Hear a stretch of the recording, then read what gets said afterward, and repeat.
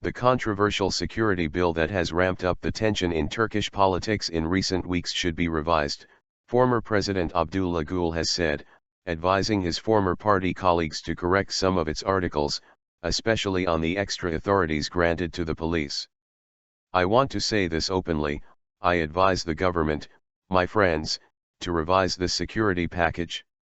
I believe there need to be some corrections. Common sense is needed. The issues related to security should not be considered related to the conjuncture, Gül told reporters in Istanbul on February 20. I hope my friends will revise this bill. I advise them to make some amendments on it, he said. The new powers given to the police are problematic, Gül added, recalling how the police had abused its authority in wiretapping in the recent past.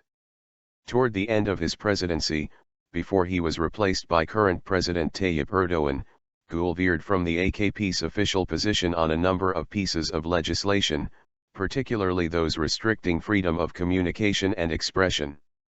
As the presidency is not currently an executive position, he ended up signing many of them into law even without amendments. No looming candidacy. Meanwhile, Gül also touched on the issue of whether he would run for parliament in the upcoming general elections scheduled for June. It's too early for this, or at least there is no demand or climate for this, he said. I tried to stay above political parties during my presidency. But I also said I would return to my party. I am the founder of this party and also one of those who started this movement. I also led the reformist works of my party. What does this mean? It means I will support the work of my friends, he added.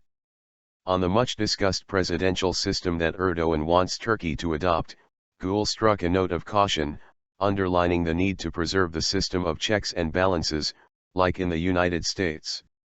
What kind of presidential system are we talking about? This is very important.